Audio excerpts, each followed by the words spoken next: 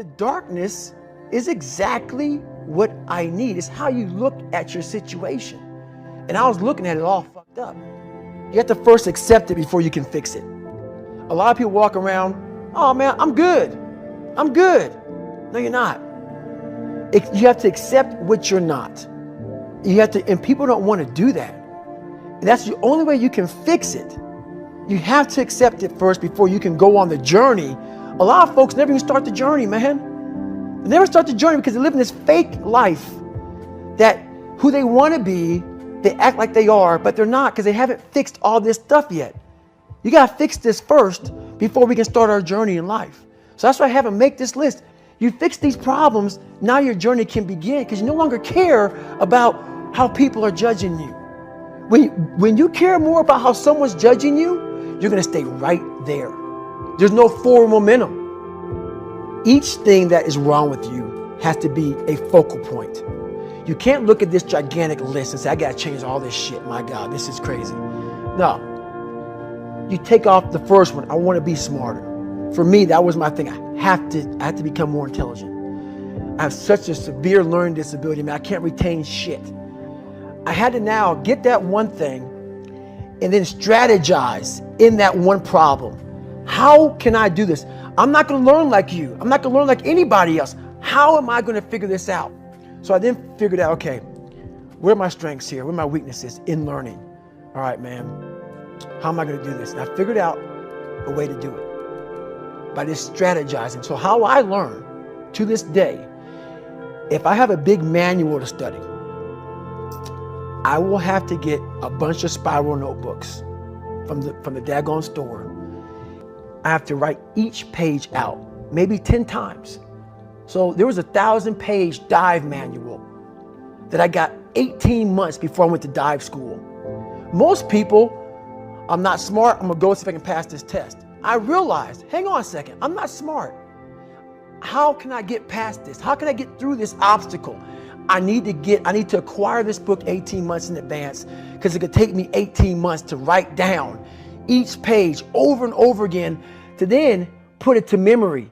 So when the question came up, I had written that question so many times down on paper that I can recall, okay, page 71 was where I remember seeing this, and I can recall it that way. And that's how I did it.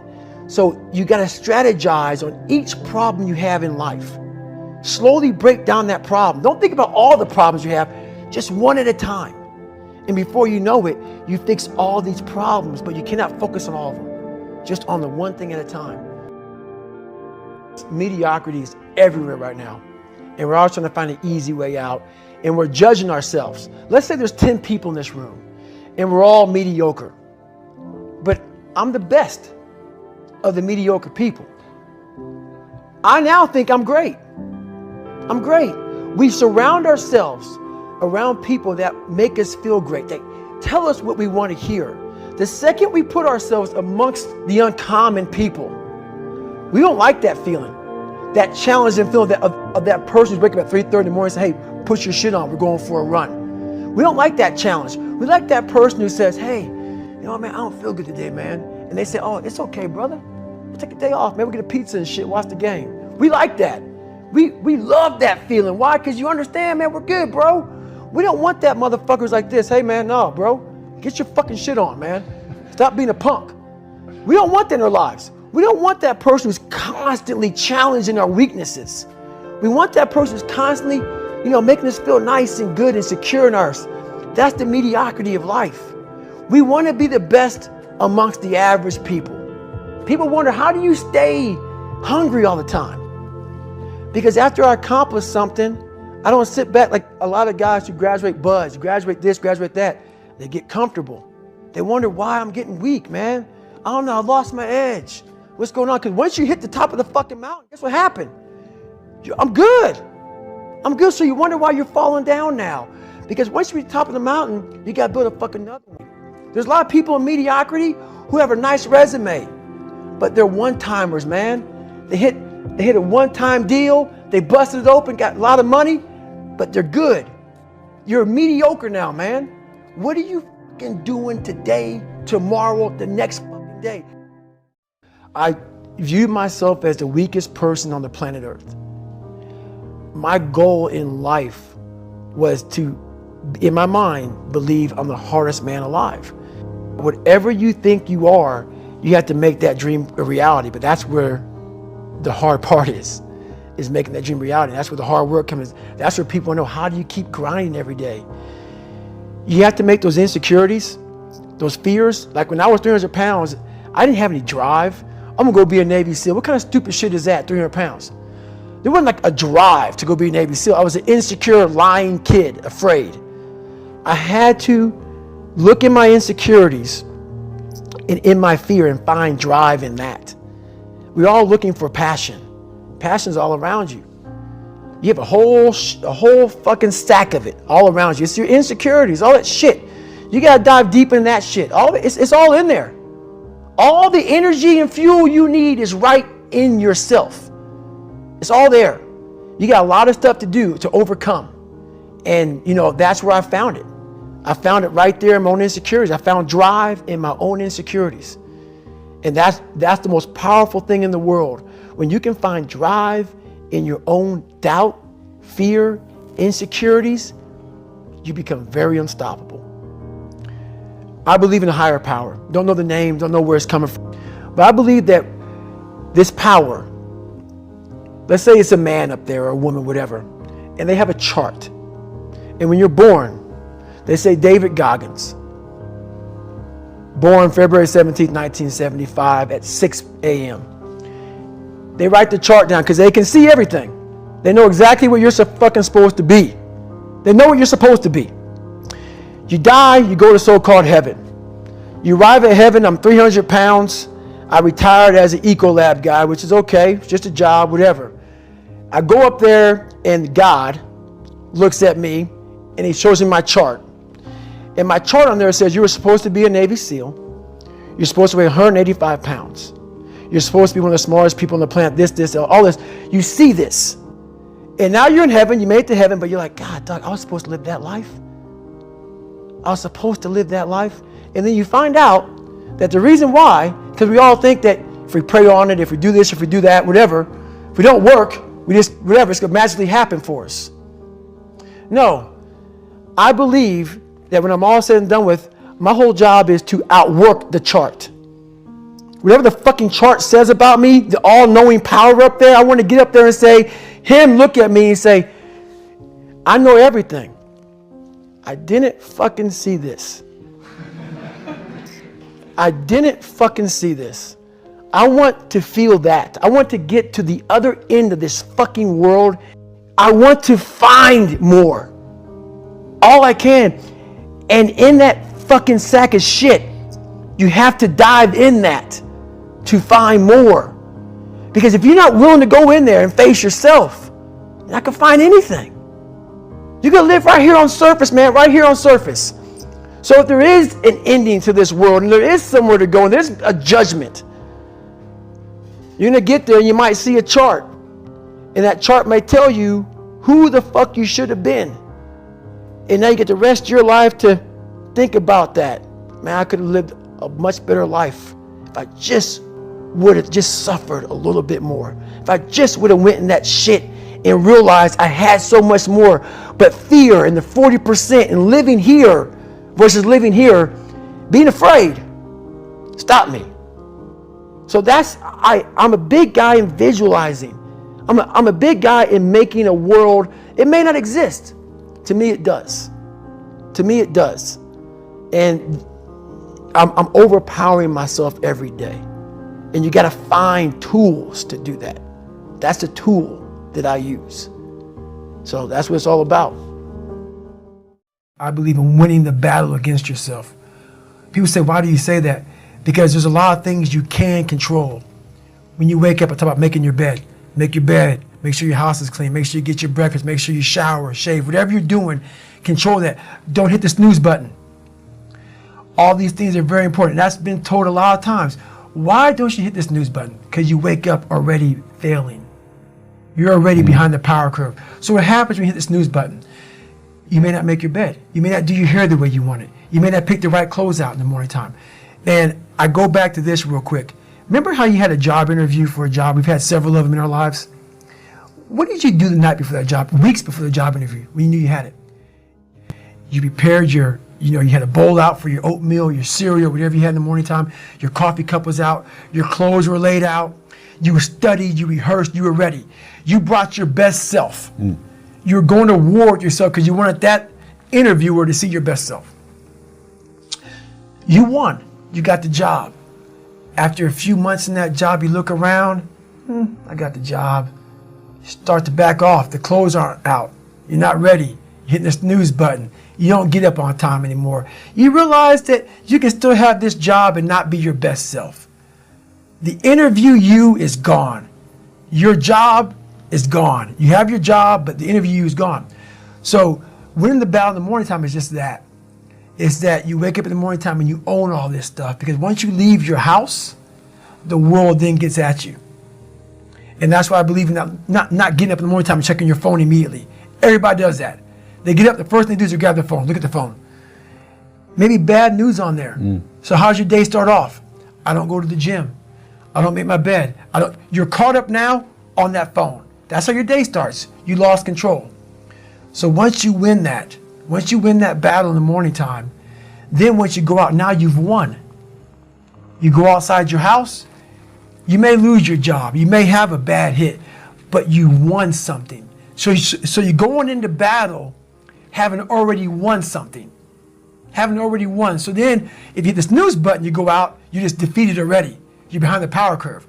Now you've won something. You feel better about yourself. So now you're able to take these hits along the way. Yeah. So that's the mindset that I think it's important to bring with you every day you go, everywhere you go in life.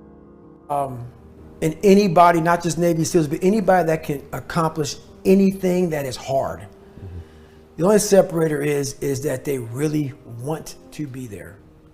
There's some people that get inspired, and that inspiration moves them to try to do something. But that inspiration is very high right now in this nice environment. We're in a nice environment. The ocean's out there. I'm talking to you. If I want to go to the fucking refrigerator and get something to drink, eat, I can. I watch a movie about some badasses, you're inspired. But the second you're not in this environment and you're actually doing what inspired you, that suck factor is now real. You can't just get off your fucking couch and get a fucking shake or get a fucking box of donuts or turn the TV or go take a shit or a piss or go get your girlfriend to cuddle up. No, you're now there. And only those people who have been there a million times in their minds and have lived in that water and have suffered a million times and realize my legs may break, my knee may break, my bones will hurt, I will be the coldest I've been in my life, I will be miserable, and accept that. Because what happens is when you get in a horrible situation in life, your mind, I call it my 1 second decision. When you get in a horrible situation in life, your mind immediately says, get the fuck out of here. Everybody's does, even if you want to be there. But it starts to have all these different questions in your mind in that 1 second. And it says, okay, why are you here? Why are you doing this? Why this? Why that?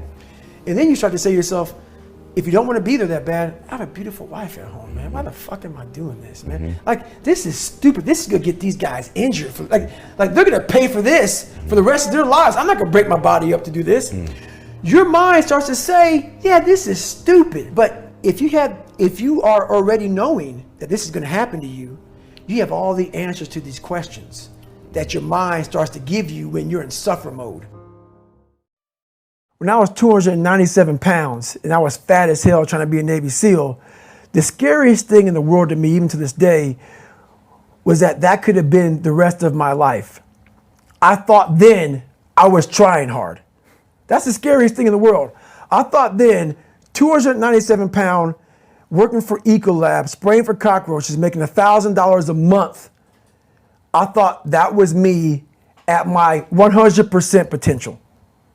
Come to find out, a few years later, I wasn't anywhere near that. 106 pounds less, graduate Navy SEAL training, went on to do all these other things. Looking back on that, that was me trying hard. That's why people got to understand what is in us. We have no idea until we start trying hard.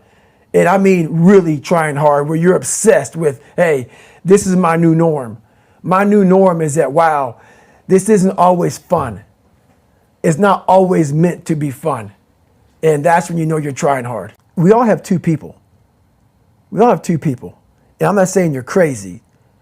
We have the easy voice, which is that 20% telling yourself that I'm easy at 90% of my full potential, maybe 100% at that 20%. That's that voice that we all love. That's that very comfortable voice that's that mommy holding you saying it's going to be okay. Doesn't care how good you are, just loves you. Just loves you no matter how messed up you are in life. That's where you want to be at. So that's that one voice. This other voice that we walk very far away from is a voice saying, hey man, you ain't doing shit. So we try to get this voice out of our head completely. And we live over here in this land. So what you have to do first is turn up this voice over here. The voice saying things to you that aren't nice. That it's in our head saying, you know what, man, dude, you're not doing shit. I mean, and it's not putting yourself down. People take this the wrong way in this new society. I'm not saying to put yourself down. I'm saying listen to the truth. And the truth isn't in the 20%. The truth is in this other part of your brain saying, look, man, you're wasting a bunch of percentage here. We have 80 more percent that we're not tapping into, because in this other 80% is suffering, pain, failure, self-doubt, darkness, and then a whole bunch of light. But to get to this light, you got to go through all of this shit. So a lot of us know that. We know. We do know deep down. Yeah, I can get over here, but over here, man, this is much better, because I got to go through this journey that is not fun. This from 20 to 100%, this shit in between is not fun. So we decide to live over here. So everybody goes, how do you do that? You know exactly how to do that. You know exactly. It's not a magic trick. There's nothing I talk about in that book that's a magic trick. It's all back down to a very primitive mindset of we just have to do. It's like breathing. Breathing becomes normal. Like we don't even know that we're doing it. That's how you have to live your life. When that alarm clock goes off at 4 or 5 in the morning, your mind says no. You just say, it's just what we do. It's what we do now. Because to get to where you want to go, the amount of pain involved, I'm not saying physical. I'm not saying you got to break yourself off. The amount of mental pain of how many times you're going to have to do something that you don't want to do to get to where you want to go is going to be, there's going to be more times you do something that you don't want to do than you are going to want to do it. And that's your new norm. That's your new norm. So then it's like breathing. And then once you do this over and over and over again, it becomes like breathing. I don't want to live this lifestyle, but to get to the other side of this, I have to. So if you really want it, you realize what trying is and what trying is not. And your brain is the most powerful weapon. I talk about that in one of these chapters. Your brain is the most powerful weapon in the world. Once you put away your phones and your computers and all that shit we have nowadays, yeah, it's great. We're up to date. But your brain is the only thing you have when you're going through depression, when you're going through hard times, when you're going through death, real life shit. You can't Google that shit, man. You're alone. You're alone. You may have a shrink you're going to. You may have a best friend you're going to. But there's 24 hours in the day where you're alone in this brain. And your brain is talking to you in all kinds of ways. And it wants to control you and pull you in these different pockets. If you can't control your own brain and your brain controls you, you're fucked. You got to tell your brain where you want to go and how you want to go and how you want to get there. You got to control it. If not, it's over. It's over. And all of that you learned from your own brain. You didn't Google this shit. No. You didn't buy books. It didn't exist. This shit didn't exist. I couldn't even fucking spell Google back then. This shit didn't exist, man. what existed for me was, okay, man, how am I going to fucking make this work? And all I knew back then was hard work. The only way anything gets accomplished. That's all I heard back in those days. You got to work hard. You got to work hard. I'm not getting I can't get this paragraph. I can't remember what the fuck's in this paragraph to pass this test to get in the military. Read it again. Still not getting it. Read it again. But if you're not getting it, write it out. And that's how I started learning. Okay, well, I got to write out every fucking thing I do. And then write it out again. And write it out again. And guess what happened? I got it. I got it. I can't swim. I'm negative buoyant. Go back again. I can't swim. Go back again. Go back again. Go back again. I got it. I realized if I keep going back and going back and going back until the shit just becomes, your mind will say, fuck, okay, we're going to figure it out. It'll find a way. Because he is not going to stop. It's not like I'm going to try one more time. No. It's just like alarm clock goes off, boop, we're going back. I can't read right, we're going back. I gave myself no way out, and my mind realized that.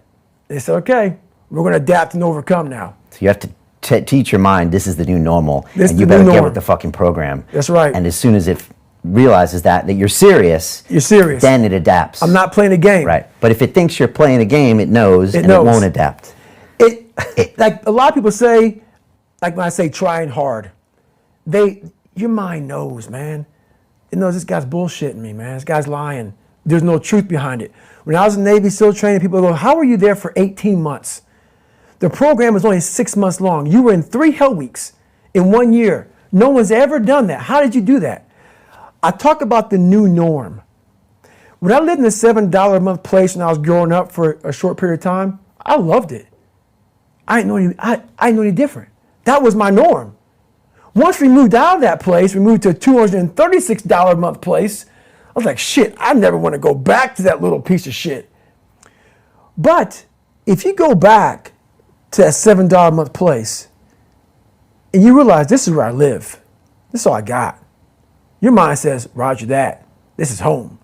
So when I was going through Navy SEAL training for 18 months and going back through all the hard parts over and over again, I told myself after the first time, I knew it was going to be a long journey there. My body was breaking down. It was...